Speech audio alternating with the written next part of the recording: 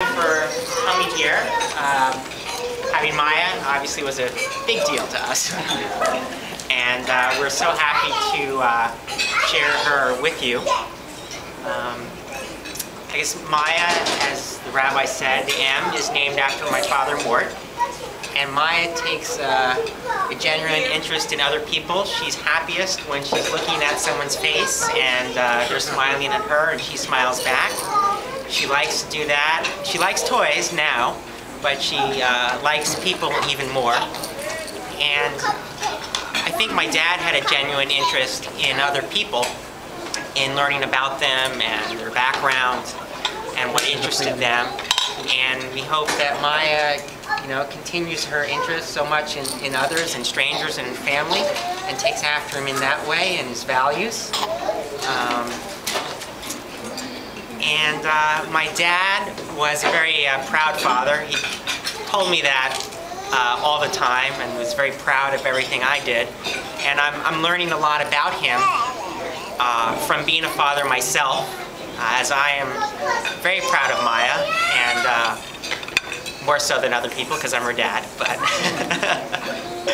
I take pride in when she gets up on her knees or when she pulls herself along. And Maya's middle name, Giselle, we picked because it was pretty, and we picked the Hebrew name Gila, which means joy, and the G is named after Nancy's grandmother, Gertrude. You want to say something about that? Oops, toy on the floor.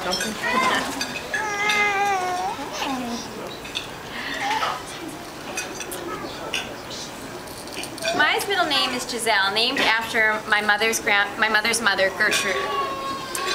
As Daniel indicated, Maya is very social, and so is my grandmother. My grandmother loved to go over to other people's houses. She played bridge. She was always on the go. And Maya is the happiest when she's out of the house and socializing with others. She loves to explore the world. She loves tasting new foods. My grandmother came over from Romania when she was around approximately 10 years old. When she came over, the record keeping wasn't as good as today. So they gave her the age of 10, and they gave her the name Gertrude, and she loved to cook food. We have a mortar and pestle that my grandmother brought over from Romania, and I hope one day Maya and I will sit and grind some spices and cook some old traditional vegetarian food. And one thing that's important is Daniel and I just bought a new home, and one of the reasons why I love this home is because there's space. We can entertain, we can have people over for family dinners and have large gatherings, and I think that's very important. It was very important to Maya's grandmother, Gertrude, and it's very important to me to be able to have family and friends over. One thing that I really wanted to say is I want to thank all of you for coming, and all those who have helped along the way. We didn't get here today. Maya's almost 9 months old on our own. We got here together. We got here as a village. You can't raise a child on your own. It takes a village to raise a child. And Maya's a very special girl, and she's been surrounded by a wonderful village. Everyone here has really helped create Maya. As a speech-language pathologist and as an expert aunt, I knew it all. As a mother, I have done exactly what I said I would not do. And I have forgotten everything I said I was supposed to do. Maya learns from each and every one of you here. She loves her aunts, she loves her uncles, she loves her grandmas, her cousins, and all of her friends. Just the other day we were out and Maya was learning from her two cousins, Sky and Sarah.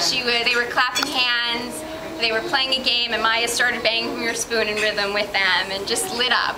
She lights up at the faces of her family and her friends.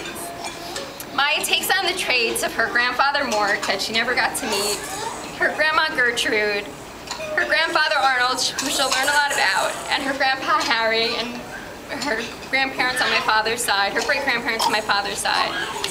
Maya has a lot to learn, and we can hope to continue to share her life with you.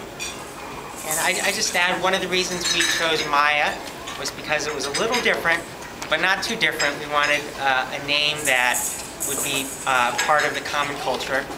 And we chose Gila because it means joy. And we like the idea that Maya is both a Hebrew name and an English name, and it's used often in Israel.